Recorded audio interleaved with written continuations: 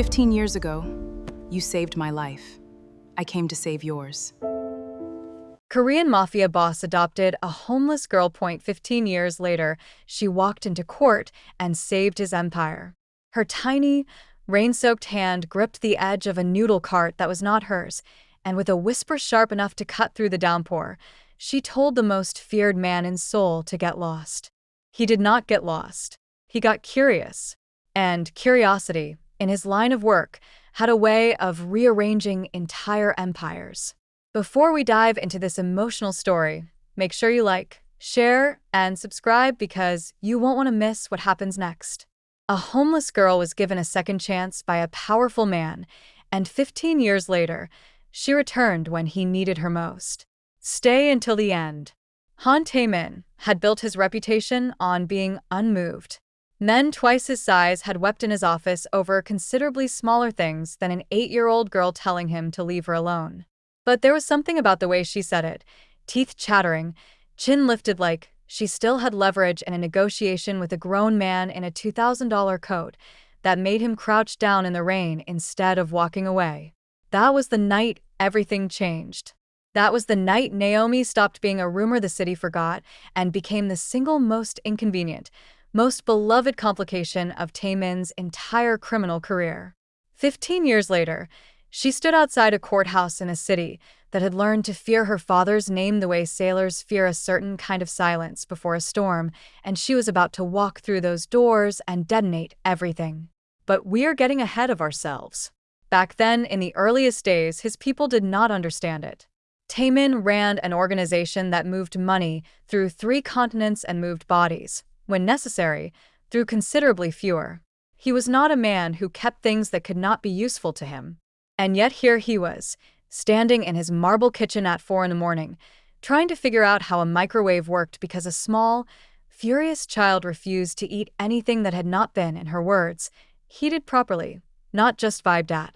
His second-in-command at the time, a broad, humorless man named Sung, watched his boss attempt to microwave soup with the concentration usually reserved for defusing something explosive, and quietly wondered if perhaps the girl actually was the explosive. Naomi grew up fast, the way children do when the ground beneath them has already proven it can disappear. She learned the rhythms of the house before she learned the rules of it. She noticed the men who came and went through the side entrance instead of the front door. She noticed that certain rooms were always locked, and that the tutors who came to teach her mathematics and English literature never once asked why her home had more security cameras than the American embassy she had once, briefly, called home. She noticed everything, filed it away, and said nothing, because even at 11 years old she understood a fundamental truth of the household that had taken her in. Information was currency, and she intended to be rich in it. To Tae-min, she was simply his daughter.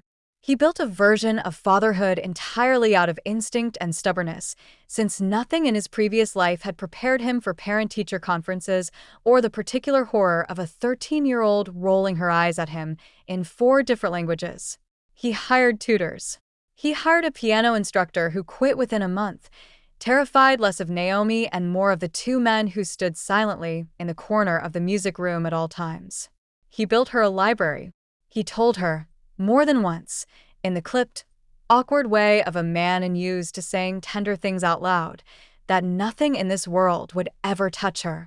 It was, of course, a promise he could not entirely keep, because the world he lived in did not deal in promises. It dealt in leverage.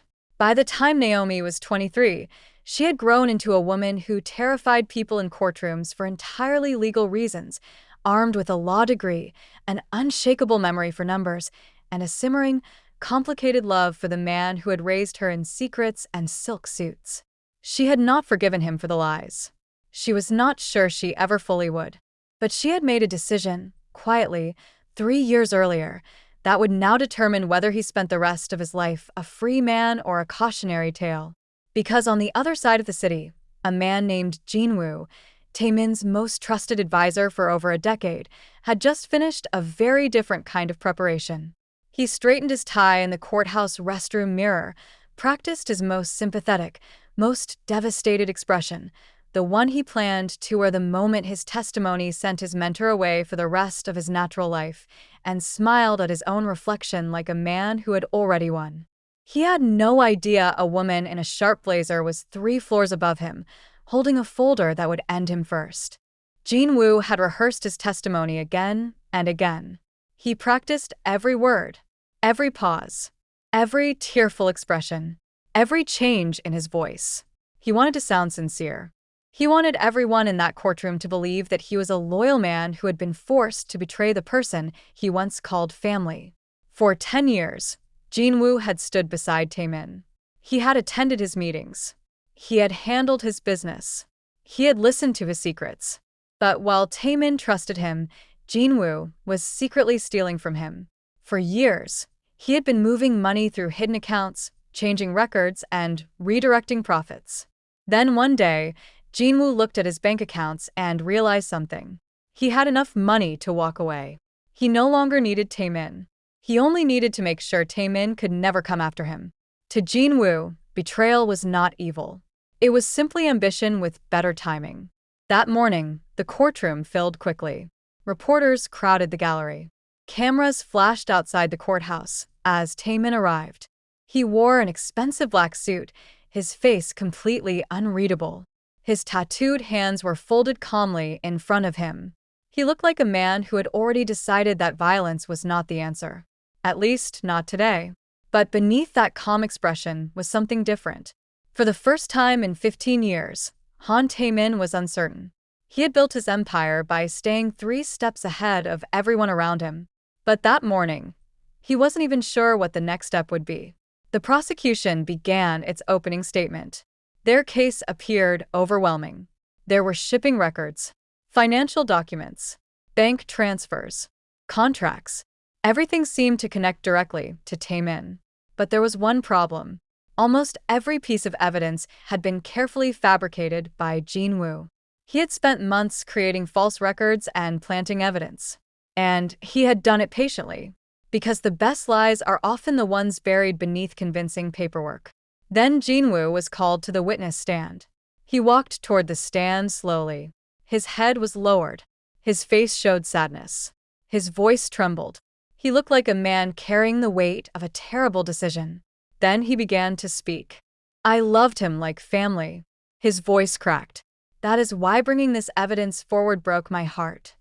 Several people in the courtroom looked at him with sympathy. Even some of the reporters believed him. But Taemin simply watched. He said nothing.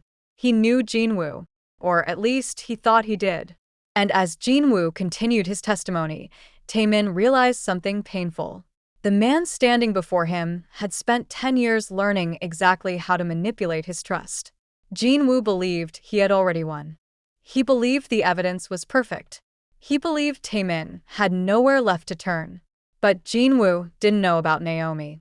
Across the city, Naomi sat inside the offices of Chun and Associates Forensic Consulting. A thick folder sat on the desk in front of her. It contained 11 months of investigation. Naomi was now 23 years old.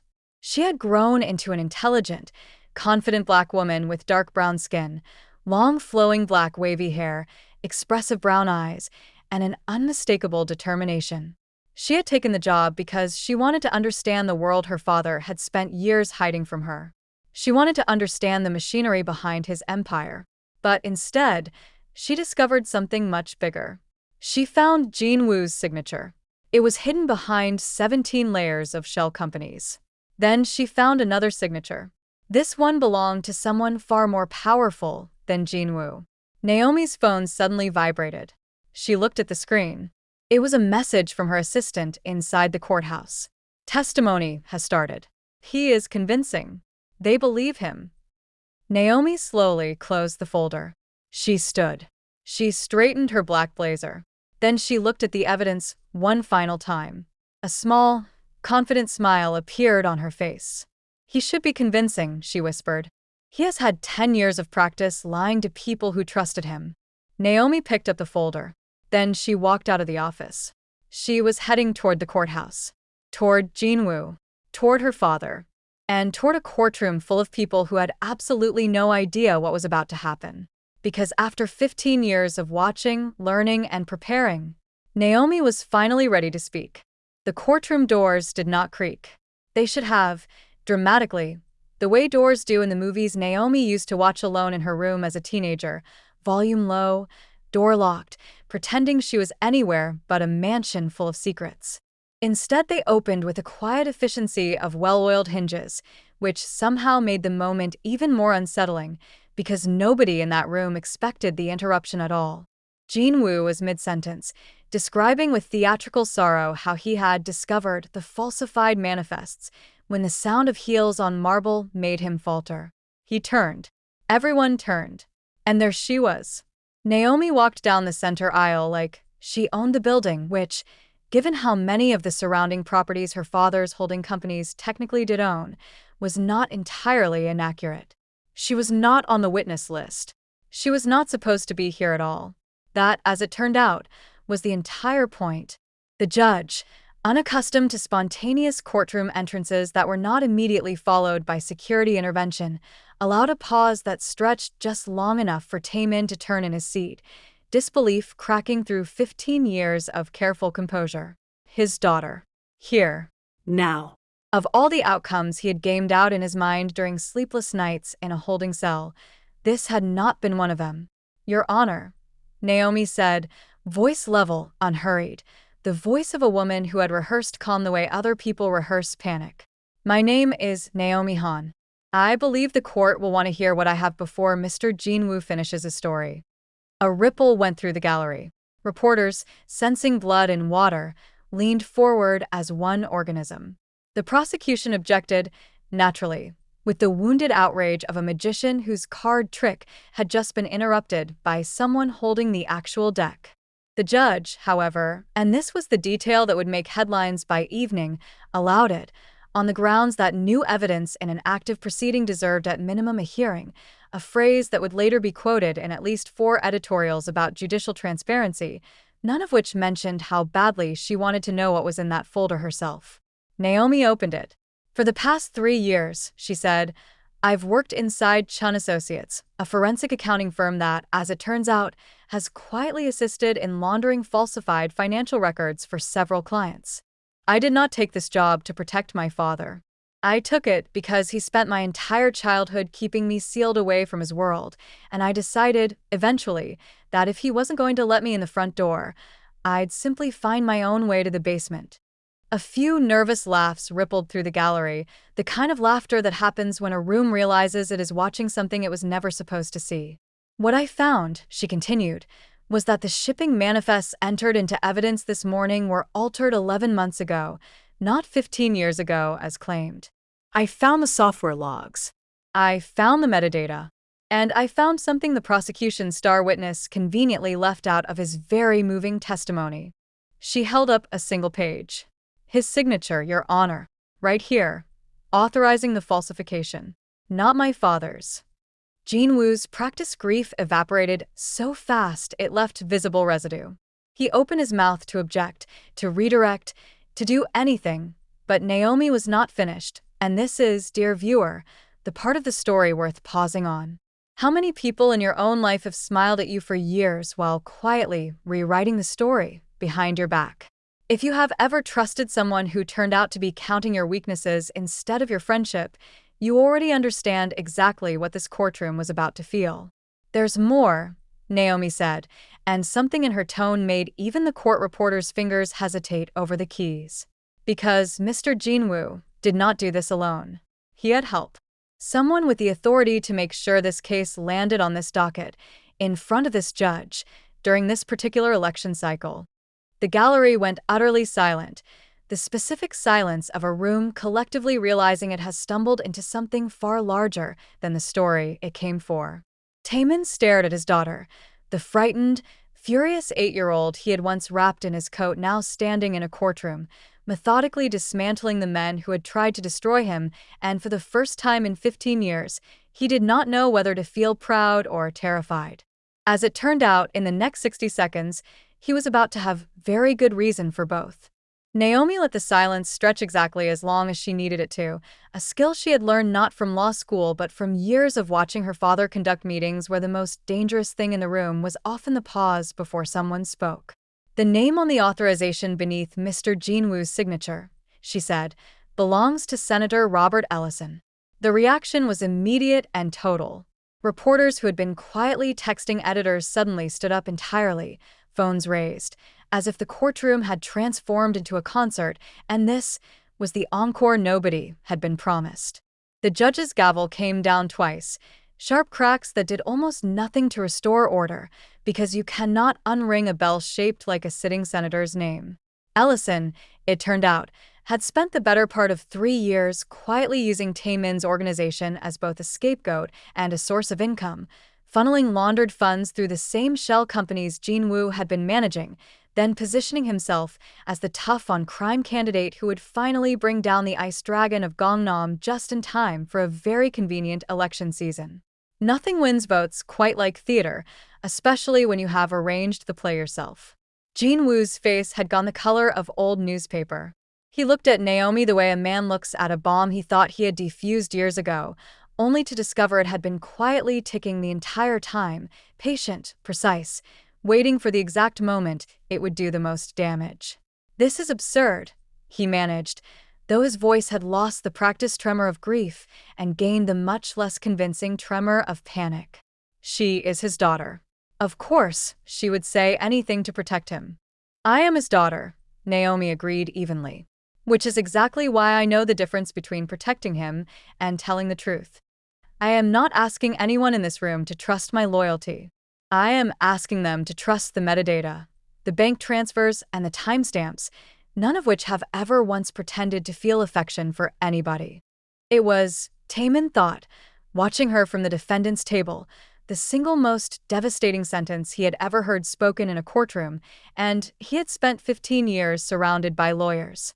The judge called a recess, the kind of recess that exists specifically so that everyone involved can go somewhere private and panic properly.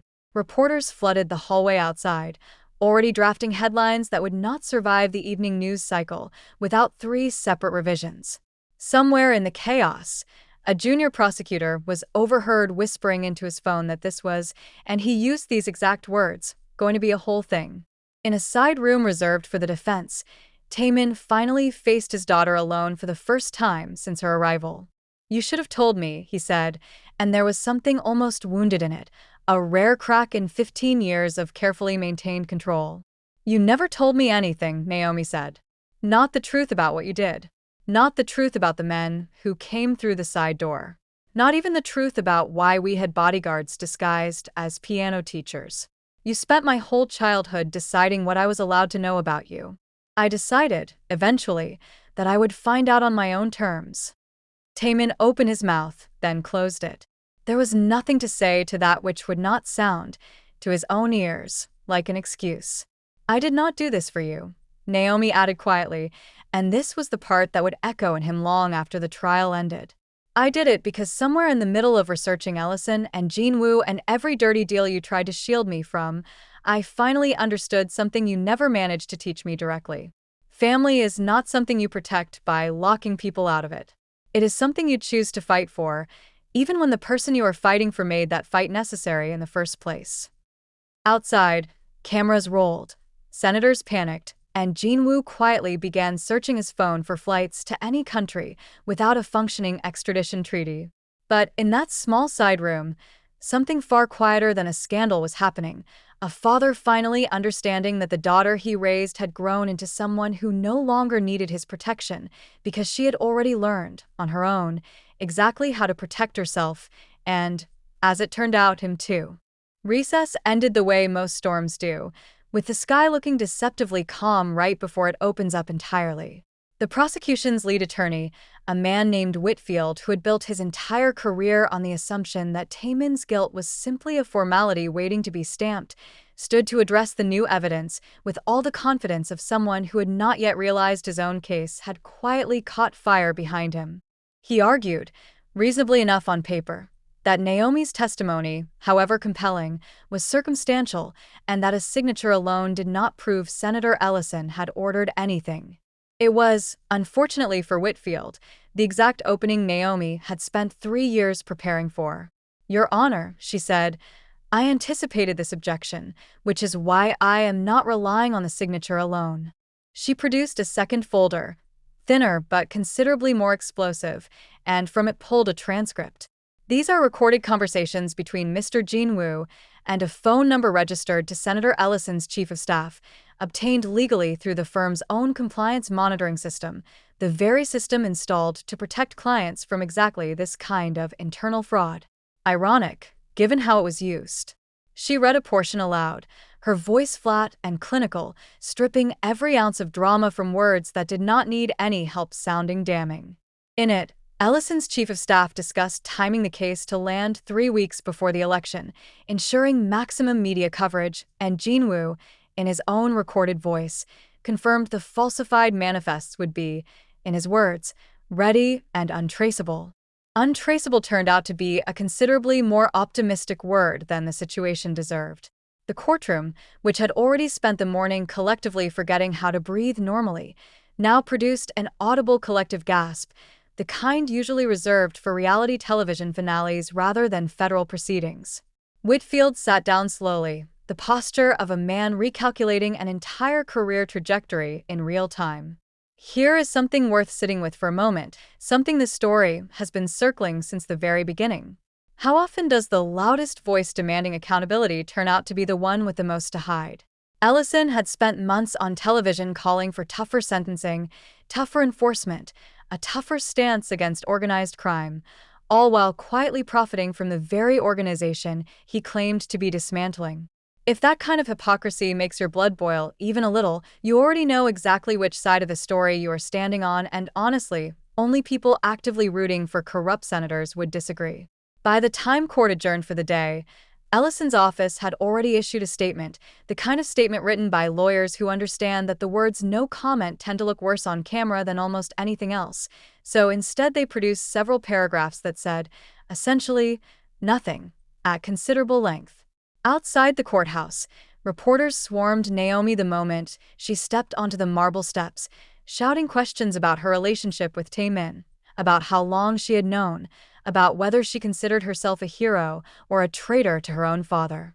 She stopped at the top of the steps, camera flashes catching the sharp line of her blazer, and answered only one question, the one that mattered. "I am not here as anyone's hero," she said. "I am here because I spent my whole life being protected from the truth by people who thought silence was the same thing as safety. It is not.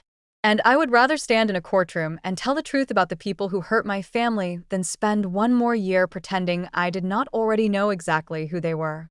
Behind her, through the courthouse doors, Taemin watched the broadcast on a guard's phone, and for the first time since his arrest, he allowed himself something dangerously close to hope, though he would never have called it that out loud, because men like him did not use words like hope. They used words like leverage and strategy and endgame. But Naomi had just handed him something better than all three combined. She had handed him the truth, delivered publicly, undeniably, and entirely on her own terms, exactly as she had promised herself she would the moment she first walked through those courtroom doors. By morning, the story had stopped being a courtroom drama and had become, in the specific and merciless way American media handles a good scandal, an entire industry. Every network ran some version of the same segment, silhouetted footage of the courthouse steps overlaid with a cheer reading senators' secret ties to organized crime, as though the entire nation had collectively decided this was the only news happening anywhere.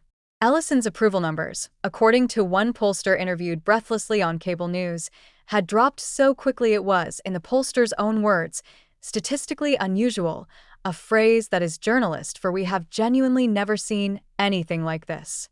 Jinwoo did not make it to the airport. He had admittedly tried. He had packed a bag with the efficiency of a man who had clearly planned this contingency in advance, purchased a one-way ticket under a name that was almost, but not quite, clever enough to fool federal agents who had spent the last 12 hours combing through every flight manifest leaving the country. He was intercepted at the gate, calmly, without incident, the kind of arrest that looks almost gentle on camera and yet ends an entire life as thoroughly as anything more dramatic ever could. Taemin heard the news from his lawyer, delivered in the clipped, professional tone lawyers use when they are trying very hard not to sound smug about good news. He absorbed it the way he absorbed most information, without visible reaction, though anyone who had known him for more than a decade would have noticed the faint, almost imperceptible loosening of his shoulders, the closest thing to relief his posture ever allowed itself. "There's something else," the lawyer added. "Your daughter would like to see you before the afternoon session." They met in the same small side room from the day before, though the air between them felt different now, thinner somehow, like the room itself understood that whatever conversation happened here would matter more than anything said in the courtroom outside its walls. Naomi sat across from him, still in yesterday's blazer, dark circles beneath her eyes suggesting she had spent the night reviewing evidence rather than celebrating a victory that was not, technically, finished yet. They caught him, Taemin said. "I know. I got the call an hour ago." He studied her for a long moment, the way he used to study opponents across a negotiating table, searching for the tell that would explain what someone actually wanted beneath what they were saying out loud. He found nothing but exhaustion and a stubborn, familiar set to her jaw that he recognized immediately, because he had seen it every single day since the night he found her under that noodle card awning, soaked and furious and utterly unwilling to accept help from anyone, least of all him. "Why," he said finally, "did you really do this?" Naomi exhaled slowly, as if she had been waiting 15 years for someone to ask the question honestly instead of assuming they already knew the answer. "Because for most of my life, you made every decision about what danger I was allowed to know about," she said. "You decided I couldn't handle the truth about who you were, what you did, what world I was actually living in. And maybe when I was 8, that was fair. But I am not 8 anymore, and I got tired of being protected by someone who never once considered that I might want to protect myself. Or you. So I went and learned everything you refused to teach me. And when the moment came where that knowledge could actually matter, I used it." "You could have told me," he said again, quieter this time, less accusation now than something closer to regret. "If I had told you, you would have handled it yourself. Made a call. Made someone disappear. Made the problem vanish the way you make every problem vanish, and I would have gone right back to being the daughter who gets protected instead of the woman who protects. I didn't want to be saved this time. I wanted to be the one doing the saving." Something shifted in his expression then, subtle but unmistakable. The particular look of a man realizing that the thing he had spent 15 years trying to build, safety, legacy, an empire sturdy enough to survive him, had never been the most impressive thing he created. She was. "Thank you," he said, and the words came out rough, unpracticed, a phrase that had clearly not seen much use in his vocabulary over the years. "I don't think I've ever actually said that to you. Properly." "No," Naomi agreed, the faintest trace of a smile finally breaking through the exhaustion. "You really haven't." Outside, in the hallway, reporters continued their vigil, phones charged, coffee cold, waiting for the afternoon session to resume, unaware that the most important conversation of the entire case had just happened quietly, without cameras, in a room too small to hold everything it contained. When the judge reconvened the court that afternoon, the mood had shifted entirely. Whitfield, visibly deflated, requested a continuance to reassess the prosecution's remaining evidence, a request that legal analysts would later describe, with barely concealed glee, as the sound of a case flatlining in real time. The judge granted it, though not before noting for the record that new information regarding witness credibility and the origin of key evidence would need to be formally addressed before proceedings continued. It was not technically a verdict, but everyone in that courtroom, from the reporters scribbling furiously to the bailiffs who had seen 1,000 trials come and go, understood exactly which direction the case was now heading, and it was not the direction anyone had walked in expecting that morning.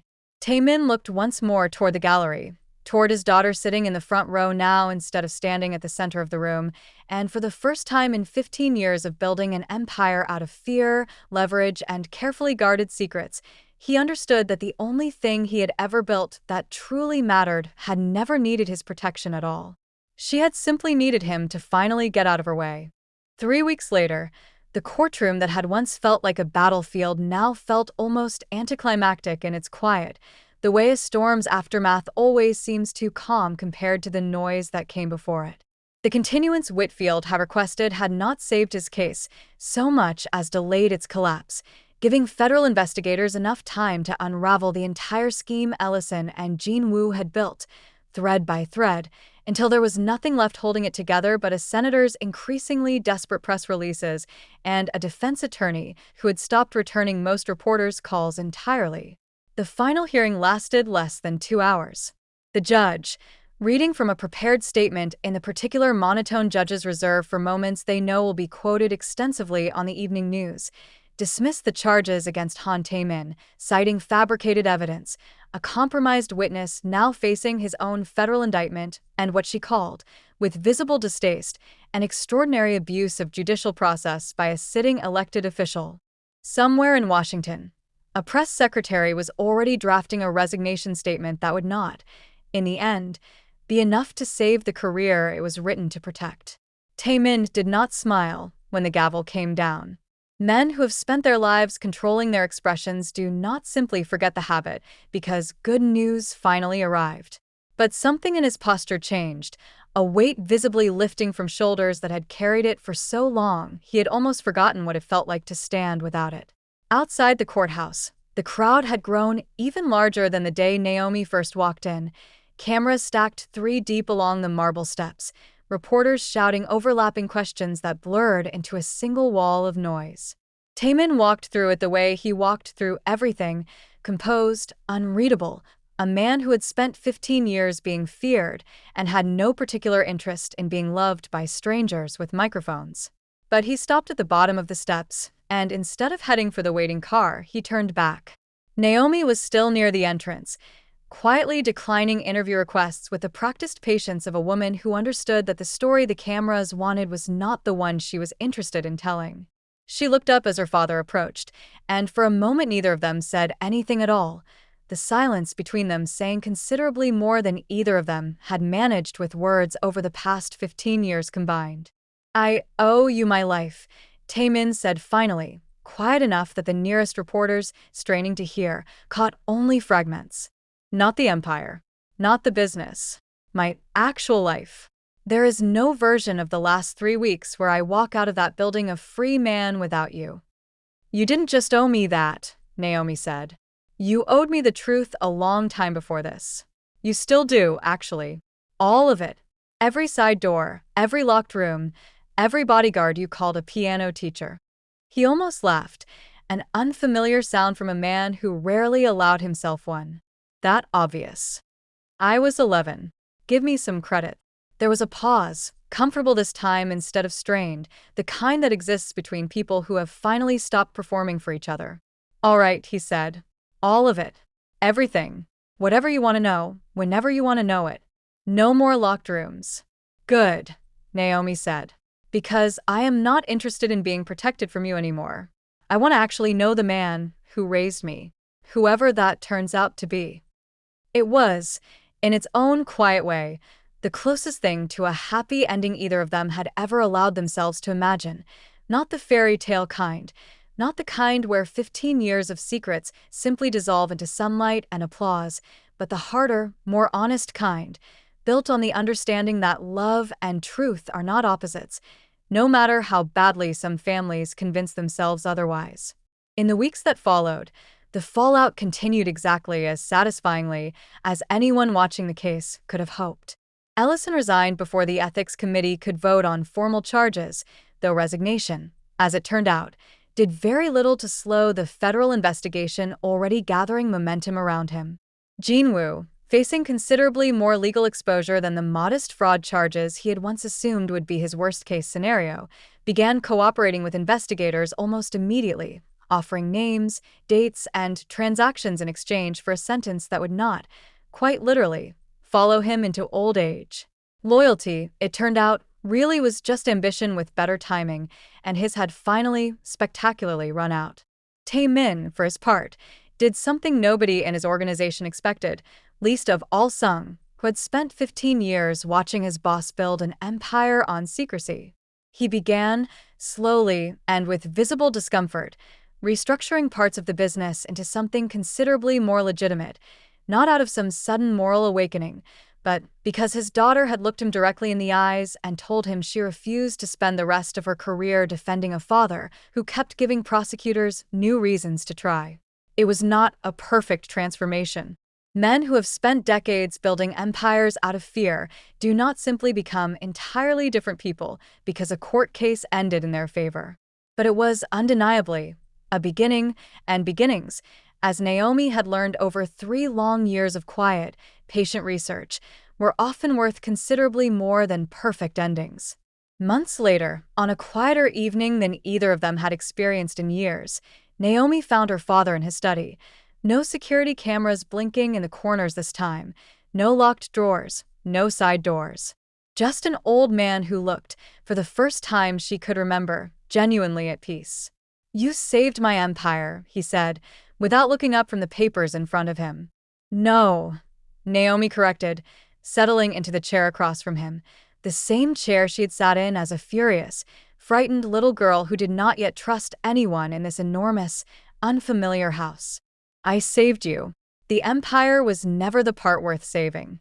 He looked up at that, something unmistakably soft crossing a face the tabloids had spent 15 years describing as unreadable. "No," he agreed quietly. "I suppose it wasn't."